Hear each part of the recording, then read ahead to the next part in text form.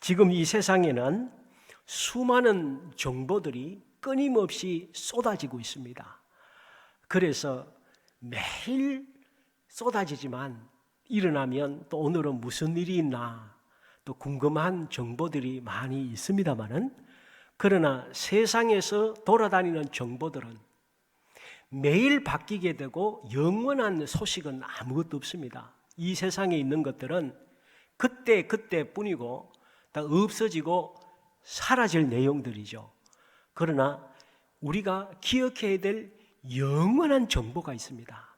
이 정보는 단순히 지식만이 아니고 우리의 영혼과 육신을 살리는 하나님의 말씀은 영원한 정보입니다. 그래서 세상의 정보보다는 하나님의 말씀에 많은 관심을 가지고 말씀을 알기 위해서 힘쓰고 애쓰는 삶이 지혜로운 사람의 삶의 모습인 것이죠. 요즘 우리가 이사야서에 대한 이 말씀을 계속 살펴보고 있습니다마는, 이사야서가 귀한 것은 우리가 믿는 예수님이 가장 많이 인용한 성경이 이사야서입니다. 그만큼 중요하고 귀중하기 때문에 예수님께서도 이사야서를 많이 말씀하신 것이죠. 그래서 이사야서는 성경 중에 성경, 작은 성경이라고 합니다. 성경 전체가 66권이듯이 이사야서는 66장으로 되어 있잖아요. 그리고 크게 나누면 이게 세 가지로 분류해서 알 수가 있습니다. 1장에서 35장까지를 보면 이 두 개의 나라에 대한 심판의 메시지가 1장에서 35장까지 되어 있습니다. 바로 이스라엘과 그 외의 세계, 즉 이스라엘과 열방입니다. 이스라엘은 하나님의 백성이고 나머지 열방은 하나님을 인정하지 않는, 믿지 않는 세계이죠. 그러나 1장에서 35장까지 보면 두 세계 다 하나님께서 심판하신다는 내용이 기록이 되어 있습니다. 왜냐하면 하나님은 공의와 정의의 하나님이시죠. 하나님은 이 세계를 두 개의 기초 위에 이 세상을 건설하셨습니다. 정의라는 기초와 사랑이라는 기초이지요. 정의 또는 공의라고 하는 것은 죄에 대해서는 반드시 심판하시는 것이 정의이죠. 이 세상에 법원이 있는 이유가 죄에 대해서 묻고 그 죄에 합당한 정죄를 해서 벌을 주는 것이 이 세상에서도 그래서 법이 존재하는 것입니다. 마찬가지로 하나님은 정의와 공의의 하나님이라는 사실은 하나님의 말씀을 어기고 불순종하고 반역하면 그에 대해서 하나님은 그냥 넘어가시는 분이 아니시고 반드시 짚고 넘어가십니다. 이걸 다른 말로 정의와 공의의 하나님이시기 때문입니다. 근데 만약에 하나님이 정의와 공의의 하나님이시라고 한다면 오늘 이 세상에 하나님 앞에 나올 수 있는 사람이 누가 있겠습니까? 오늘 이 가운데 하나님 앞에 떳떳하게 설 수 있는 사람이 누가 있습니까? 오늘 이 자리에 우리가 예배도 못 드리는 것입니다. 하나님이 정의의 하나님이시기만 한다면. 그러나 참 감사한 것은 이사야서가 1장에서 35장까지로 끝나는 것이 아니고 36장부터 39장까지 보면 히스기야라는 왕을 통해서 범죄한 이스라엘에 아수르가 쳐들어오고 그거를 히스기야가 주님 앞에 기도함으로 극복해 나가고, 또 죽을 병에 걸렸을 때에 병에 의해서 죽기만 하는 것이 아니고 하나님 앞에 엎드려 눈물 흘려 기도할 때에 하나님께서 이사야의 생명을 연장시켜 주시는 이 36장부터 39장까지의 말씀을 통해서 우리 인간에게 없는 하나님께 있는 소망을 우리에게 보여주시고, 그리고 40장부터 마지막 66장까지 보면 하나님은 사랑의 하나님이시다. 그래서 정의와 공의로 죄에 대해서는 무섭게, 엄격하게 있는 그대로 심판하시지만 자기의 죄를 회개하고, 하나님, 제가 잘못했습니다. 제가 교만했습니다. 제가 순간적으로 마귀에게 속았습니다. 하나님 앞에 진심으로 회개의 자리로 나아가면 이사야 40장부터 66장까지가 하나님께서 회복시키시는 내용입니다. 다시 살리시는 내용입니다. 그래서 진정으로 살리는 것이 누가 살리냐? 우리 인간이 우리 스스로 못 살리는 거예요. 그래서 40장부터 66장까지 보면 우리 인간의 죄에서 살리고 영원히 살리는 여호와의 종이 오신다. 그분이 예수 그리스도시다. 그걸 말씀하고 있는 거예요. 그래서 예수님께서 이 세상에 오셨을 때에 내가 바로 700년 전에 이사야서로 통해서 예언된 메시아다. 여호와의 종이다.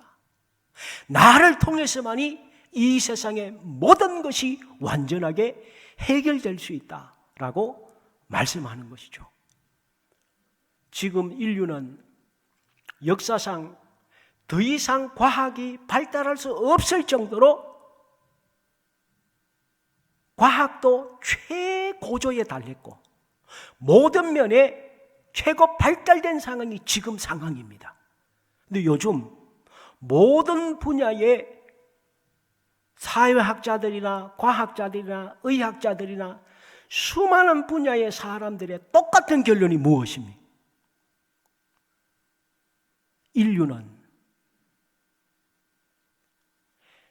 이 문제를 코로나 바이러스뿐만이 아니라 기후환경뿐만이 아니라 모든 상황을 우리 인간의 힘으로는 더 이상 해결할 수 없는 지경에 이르렀다고 이 세상의 전 분야의 과학자들은 동일하게 답을 내놓고 있습니다.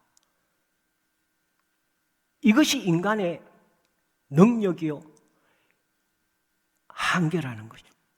이런 상황 속에서 오늘 우리는 이 세상 바라보거나 세상에 희망을 두기보다가 오직 주님 중심으로 더 주님 앞에 돌아가서 영적으로 주님 잘 믿고 하나님 붙잡고 우리의 삶을 살아야 될 줄 믿습니다.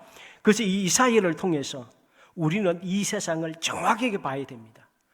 하나님은 정의의 하나님이시지만 하나님은 우리의 죄를 있는 그대로 보시지 아니하시고 용서하기를 원하시고 살리시기를 원하시고 회복시키시기를 원하시는 것입니다. 그러면서 오늘 이사야 30장에 말씀합니다. 35장까지가 심판의 메시지라고 그랬어요. 지금 30장은 심판 메시지 안에 들어있는 것입니다. 오늘 본문은 특별히 범죄한 이스라엘 백성들이 오늘 제목이 환난의 떡과 고생의 물입니다. 환난의 떡과 고생의 물, 무슨 의미입니까? 지금 이스라엘이 환난의 떡을 먹고 있고 고생의 물을 마시고 있다는 거예요. 오늘 우리도 이 세상에서 왜 이렇게 고생하며 살까요? 왜 인류는 이렇게 죽으라고 노력하고 죽으라고 발달시키고 죽으라고 이 세상을 좋게 만들려고 노력을 하는데 이 세상은 갈수록 망가질까요? 그 이유는 이스라엘 백성들이 하나님의 말씀에 불순종했듯이 지금 온 인류는 하나님께 반역하고 있는 것이죠. 2000년 기독교 국가라고 하나님이 복음화 시켜서 천국 가게 하고 구원했던 기독교 국가 유럽 전체가 하나님을 반역하고 있습니다. 주일날 교회 가지 않습니다. 태어나면 본인도 의식하지 않는 유아세례 받은 걸로 구원받았다고 생각하고 전부 착각 속에 살고 있는 것이죠. 그러니까 인류는 오늘 환난의 떡과 고생의 물인데 정확하게 번역하면 환난을 밥 먹듯이 하고 고생을 물 마시듯 한다는 거예요. 지금 세계가 그렇지 않습니까? 환난을 밥 먹듯이 먹고 있고 고생을 물 마시듯 마시고 있습니다. 그 이유가 뭐냐? 하나님의 말씀에 불순종했기 때문에 이런 결과가 주어지게 되었다라고 하는 것입니다.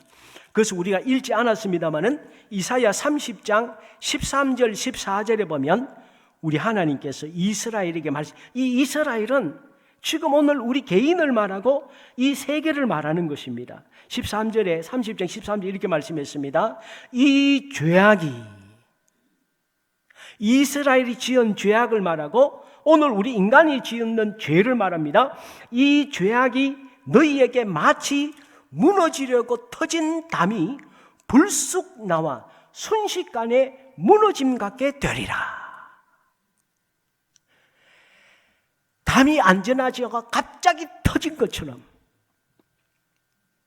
순식간에 우리 삶에 문제가 터진다는 거예요.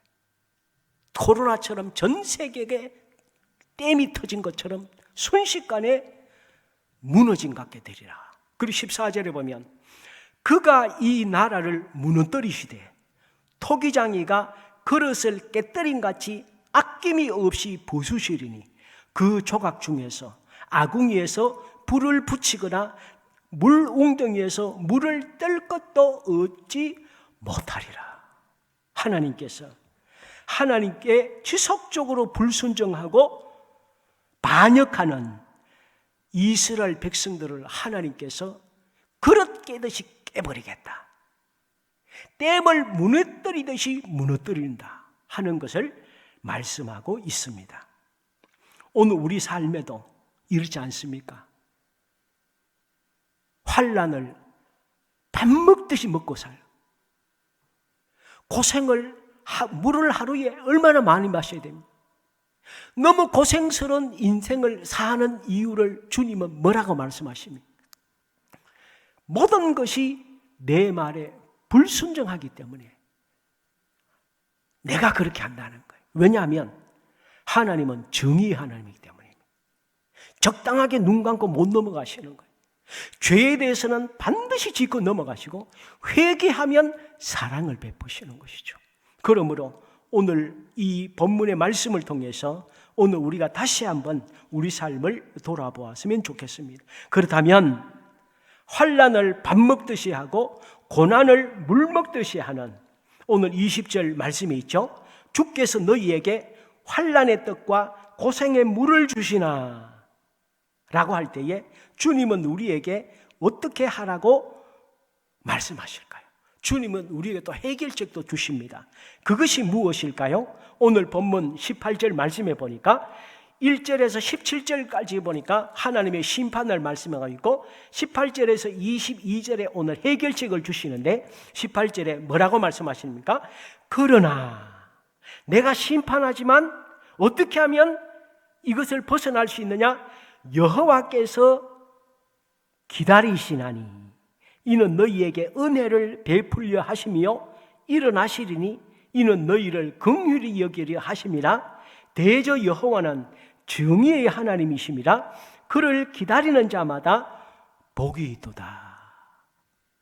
우리 삶에 환난의 떡과 고생의 물을 마시는 그 기간에 어떻게 해야 되느냐?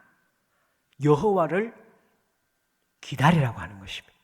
하나님을 기다려야 한다고 말씀하고 있습니다.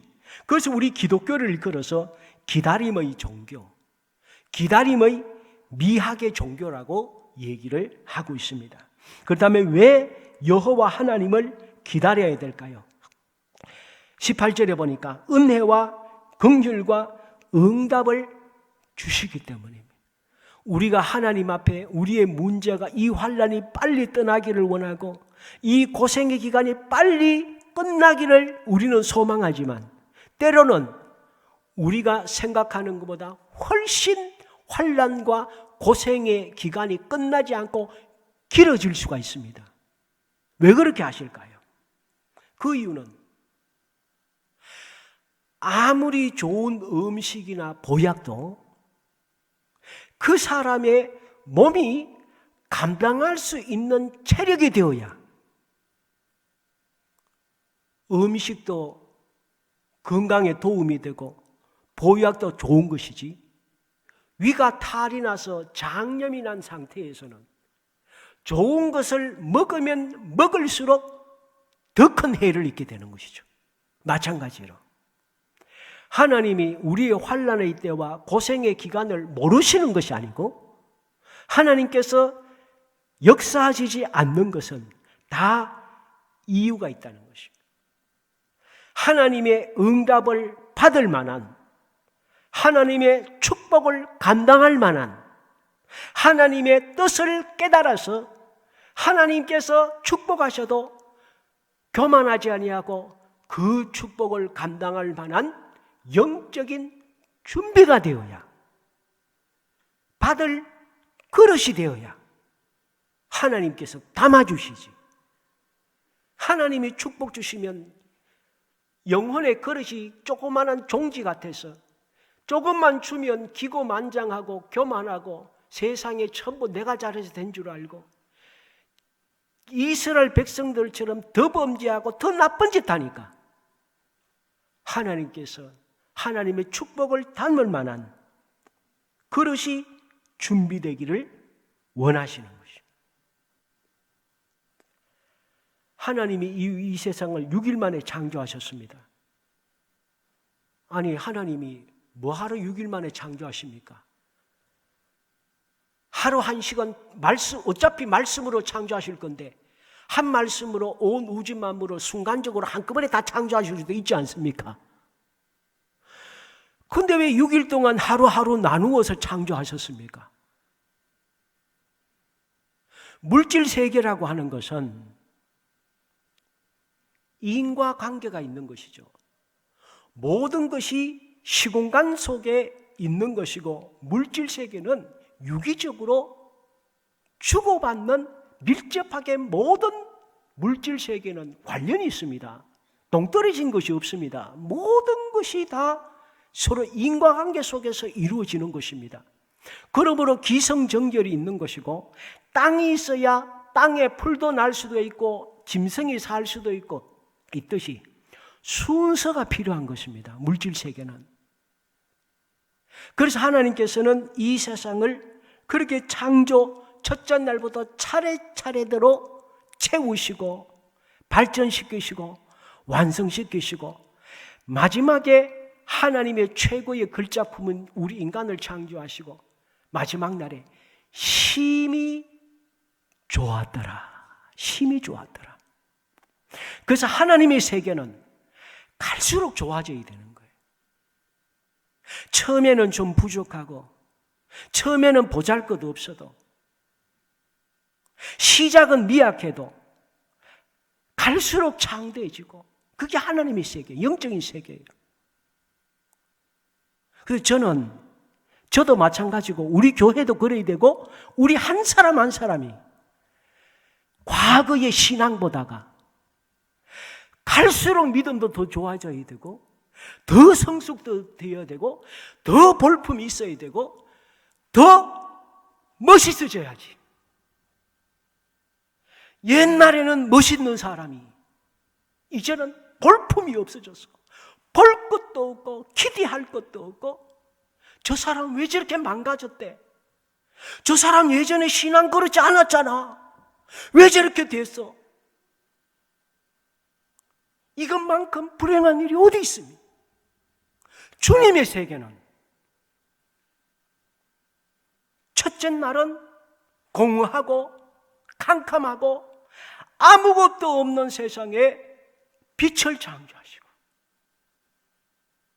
하늘을 창조하시고 땅과 바다를 창조하시고 계속해서 하나님의 세계는 좋아지는 것입니다. 그리고 갈수록 발전하는 것입니다. 성숙되어지는 것이죠. 그래서 마침내 마지막 날에는 심히 좋았더라. 이게 하나님의 세계. 저는 우리 개인도 마찬가지고 우리 가정도 마찬가지고 자녀들도 마찬가지고 우리 모든 분들이 갈수록 하나님께서 심히 기뻐하시고 심히 좋아하시고,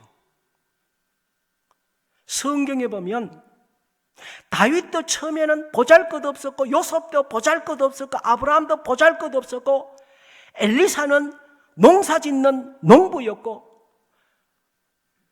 모든 사람들이 보면 시작은 미약하게 다 출발하지만 주님의 손에 붙들리고 주님을 의지하고 주님을 진심으로 섬기고 하나님이 내 인생을 부디 믿고 나아간 사람은 갈수록 영육이 좋아지고 하나님이 사랑하시고 하나님이 기뻐하시는 사람들로 변화된 것이죠. 저는 우리 모두가 갈수록 하나님의 사랑받는 사람들로 더 좋아지는 우리 모두가 될 줄 믿습니다. 하나님께서 우리에게 이 세상에는 다 순서가 있습니다. 기간이 필요하듯이 우리 하나님께서는 그래서 환난의 때에 고생의 때에 하나님을 기다리라고 말씀합니다. 내가 역사할 때까지 나를 기다려라. 내가 다 생각이 있다. 다 때가 있다고 말씀하시는 것입니다. 지난주에 미국의 대통령 선거가 있었습니다.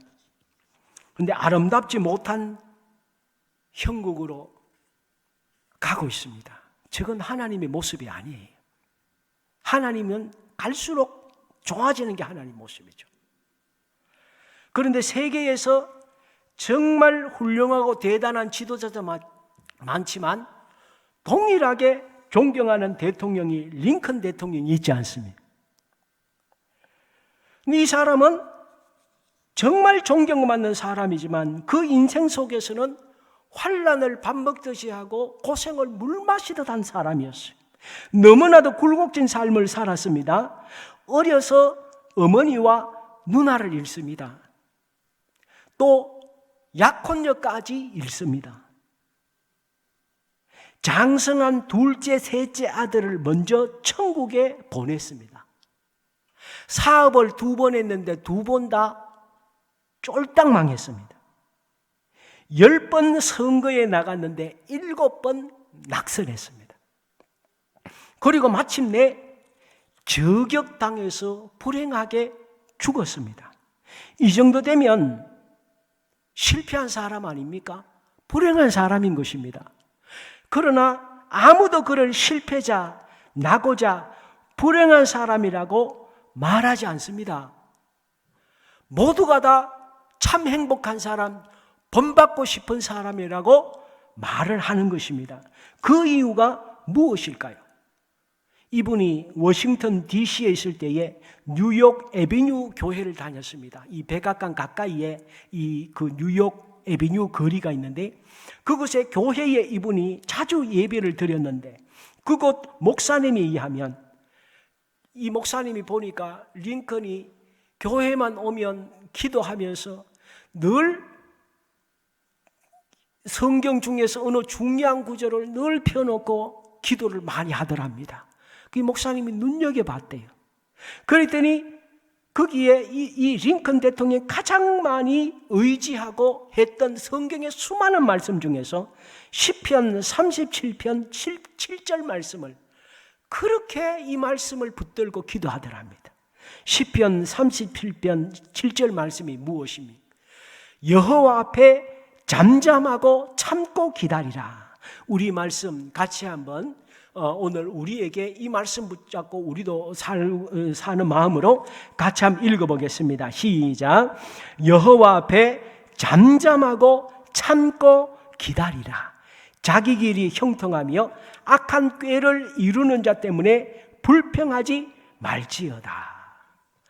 이분처럼 억울한 일 당한 사람이 얼마나 많겠습니까? 그러나 이분은 여호와 앞에 잠잠하고 참고 기다리라. 하나님이 역사할 때까지 끊임없이 주님을 기다리는 이런 인생을 사셨다고 하는 것입니다. 유명한 신학자의 목회자인 앤드류 머레이라고 하는 남아프리카 공화국에서 세계적인 신학자가 있습니다. 이분은 많은 영성이 담긴 이 글을 남겼는데 이분은 이런 얘기를 합니다. 저도 이분 책이 한 10권 정도 있는데 이분은 이런 얘기를 합니다. 만일 당신이 생각하는 것보다 더 오래 하나님께서 지체하신다면, 그러니까 응답을 지체하신다는 거죠. 그것은 축복을 2배로 귀하게 만드시기 위한 사실을 믿어야 합니다. 하나님께서는 당신의 아들을 이 세상에 보내시기까지 무려 4000년을 기다리셨습니다. 우리의 시간은 하나님의 손에 맡겨져 있습니다. 때가 차면 하나님께서는 신속하게 결코 한순간도 지체하지 않으시고 선택된 백성의 소원을 들어주십니다. 그래서 오늘 18절 말씀에 보면 기다린다는 이 말씀이 있는데 이 기다린다는 것이 이 2개로 얘기를 하고 있습니다. 18절 상반절에 보면 여호와께서 기다리시나니, 뭘 기다리십니까? 우리에게 응답하시고 은혜를 베푸시고 긍휼히 여기실 때를 하나님이 기다리신다는, 우리가 하나님의 은혜와 응답과 긍휼을 받을 수 있을 때를 하나님은 기다리신다는. 그리고 또 하반절에 보면 우리가 하나님을 기다린대요. 여호와는 정의의 하나님이시라 그를 기다리는 자마다 복이 있도다. 응답이 금방 없다고 조급하고, 하나님 원망하고, 하나님 불평하고, 하나님 저 사람은 내가 보기에 믿음도 별거 안 되는 것 같은데 저렇게 축복하시고, 저는 죽으라고 주님 앞에 나름대로 한다고 하는데 왜 제 문제를 해결 안 해주세요? 하나님 이럴 수가 있습니까? 그래서 그만 탕자처럼 아버지를 떠나고 그래서는 안 된다. 하나님도 우리가 받을 그릇이 될 때까지 하나님도 기다리신, 우리도 하나님이 응답하실 때까지 기다릴 줄 알아야 된다는 거예요. 그래서 링컨만큼 억울한 사람이 어디 있습니까? 어릴 때에 어머니 잃고 누나 잃고 약혼자까지, 결혼할 약혼자가 다 죽고 둘째 아들 다 일찍 죽고 얼마나 불행합니까? 그러나 그의 인생을 지금 세계에서 가장 존경받는 사람 되게 한 것이 여호와를 기다리라는 이 말씀 붙잡고 끝까지 주님 기다린 것이죠. 오늘 우리도 때로 우리 삶에 내가 원하는 일들이 내 인생 속에 지금도 환난이 계속되고 있고 고생을 물마시듯 하고 계십니까? 하나님이 모르시는 것 아니기 때문에 하나님이 응답하실 때가 있습니다. 그때까지 인내하시면서 우리 주님을 기다리시는 우리 모두가 될 줄 믿습니다. 잠잠, 하나님, 내가 주님의 때를 기다리겠습니다. 그래서 기독교를 기다림의 미학이라고 하는 거예요. 그리고 기다림의 미학이라는 이 과목은 우리 모든 그리스도인이 반드시 이수해야 될 전공 필수 과목인 것을 믿으시기 바랍니다. 반드시 이걸 이수해야 돼요. 그리고 주님께서 우리에게 기다리고 하셔. 내가 역사할 때까지 기다려라. 그러면 왜 하나님께서 기다리면서 뭘 할 때까지 주님이 기다리실까요? 오늘 19절에서 22절에 보니까 기다리는 때를 주신 것은 우리로 하여금 그 문제를 가지고 기도하기를 원하시는, 기도하기를 원하시는. 세상 사람들은 걱정 근심만 하고 있을 때에 주님은 우리에게, 나에게 그 문제를 가지고 나와서 기도하라는 거예요. 그래서 19절 말씀에 뭐라 그랬습니까? 시온에 거주하며 예루살렘에 거주하는 백성아, 너는 다시 통곡하지 아니할 것이다. 그가 내 부르짖는 소리로 말미암아 네게 은혜를 베푸시되 그가 들으실 때에 네게 응답하신다. 하나님은 환난의 때에, 고생의 때에 기도하기를 원하십니다. 그러면 내가 너희에게 응답한다. 그래서 20절에 너희에게 지금 환난의 떡과 고생의 물을 내가 주지만 네가 나에게 기도할 때에 내가 너희에게 스승을 주어서 스승이 내 눈이 내 스승을 볼 것이고 내 스승이 너를 가르칠 것이다. 그래서 21절에 하나님이 준 스승이 가르쳐 준대요. 너희가 오른쪽으로 치우치든지 왼쪽으로 치우치든지 네 뒤에서 스승이 말소리로 네 귀에 들려서 이것이 바른 길이니 이리 가라, 저 길이 바르니 저리 가라. 내가 너에게 스승을 주어서 내 길을 가르쳐 줄 것이다. 어떻게 할 때에? 기도할 때에. 기도할 때에. 다른 말로 하면 기도 안 하면 하나님이 길을 안 가르쳐준다는 거예요. 기도 안 해도 축복받고, 기도 안 해도 모든 일이 잘 되면 하나님을 우리가 의지하겠습니까? 우리 인간이 얼마나 교만한데, 환난과 고생이 없는 인간 겸손하지 못합니다. 기고만장하죠. 하나님이 쓸 수가 없습니다. 한갓 배추도 김장을 담을 때는 소금물에 집어넣어서 죽여야 요리를 할 수도 있고 쓸 것 아닙니까? 우리 인간은 환난이 없고 고생이 없으면 기고만장하죠. 저부터 하나님 알겠습니까? 하나님 믿겠습니까? 하나님 의지하겠습니까? 이미 모든 일이 잘 되는데. 그래서 환난과 고생은 이것도 필수 과목이에요. 우리 인생에 환난과 고생이 없는 사람이 없습니다. 환난과 고생을 경험하지 않으면 우리 인간은 누구든지 넘어져요. 그래서 때로 하나님께서 환난과 고생을 통해서 오늘 우리를 주님께서 길들이시는 거예요. 그래서 어려움이 있을 때에 우리가 우리 자신을 돌아보아야 해요. 그때 우리는 하나님께 기도의 자리로 나아가는 거죠. 그러면 하나님께서 우리가 잘못된 길로 갔을 때는 바른 길을 가르쳐 주시고, 주님께서 우리를 지속적으로 주님이 원하신 길로 인도하시는 것이죠. 그래서 우리는 환난의 때와 고생의 때에 하나님께 기도해야 됩니다. 문제를 가지고 주님 앞에 나아가는 것이죠. 이게 축복의 길입니다. 교만하고 불순종하고 반역했으면 회개하고 주님 앞에 겸손해지고 하나님 두려워하는 경건한 두려움을 갖게 되죠. 저도요, 한때는 엄청 교만했어요. 하나님의 무서움을 몰랐어요.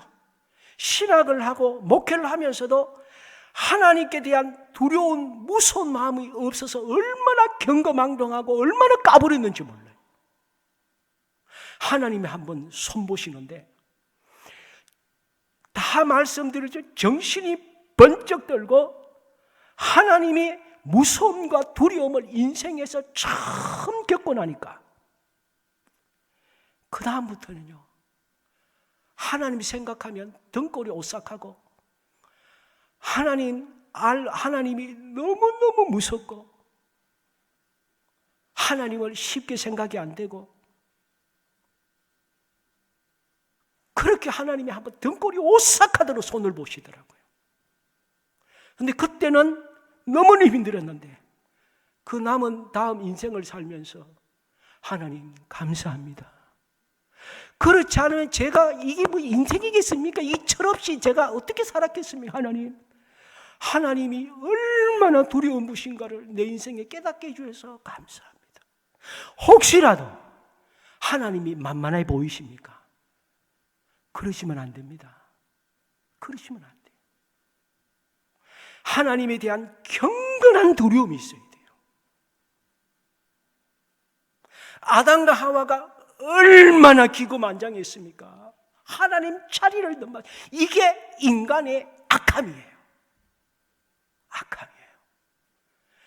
그러므로 하나님은 때로 우리에게 환난에 밥을 먹게 하시고 고생에 물을 마시게 하셔서 우리를 하나님 앞에 지옥 가지 아니하고 천국 백성 되도록 주님이 우리를 교육시키시는 거예요. 그래서 히브리서 12장 11절에 말씀했죠. 무릇 징계가 당시에는 즐거워 보이지 않고 슬퍼 보이나 후에 그로 말미암아 연단 받은 자들은 의와 평강의 열매를 맺느니라. 또 이사야 55장 6절 7절입니다. 계속 이사야서에 놀라운 말씀들이 기록이 되어 있어요. 너희는 여호와를 만날 만한 때에 찾으라. 가까이 계실 때에 그를 부르라. 여호와께 돌아오라. 그가 긍휼히 여기시고 너그럽게 용서하시리라. 지금 이 코로나 상황만큼 주님을 부를 수 있는 환경이 어디 있습니까? 이렇게 주님만 바라볼 수 있는 환경을 주님이 만드신 것이 얼마나 감사합니까? 이때에 우리는 시간 날 때에 성경 읽고 성경 필사하고 하나님께 기도하고 주님을 찾을 가장 귀한 때이죠. 그리고 21절에 보면 내 뒤에서 내 말소리가 너희에게 계속 들릴 것이다. 이 말씀은 하나님께서 우리에게 말씀을 통해서 기도할 때에 성령을 통해서 지혜로운 영적인 사람들을 통해서 다양한 방법으로 우리에게 인도해 주신다는 거죠. 그래서 길이 막혔을 때에 주님 앞에 기도하면 요한복음 14장 26절에 보혜사 곧 아버지께서 내 이름으로 보내실 성령 그가 너희에게 모든 것을 가르치시고 내가 너희에게 말한 모든 것을 생각나게 하리라. 주님을 참아 기다리면서 주님 앞에 기도하시면서 하루하루 주님과 함께 주님의 손에 길들여지면서 주님 중심으로 갈수록 모든 면에 더 좋아지는 그런 삶을 사는 우리 모두가 될 줄 믿습니다. 이 시간 주님 앞에 같이 한번 기도드리겠습니다.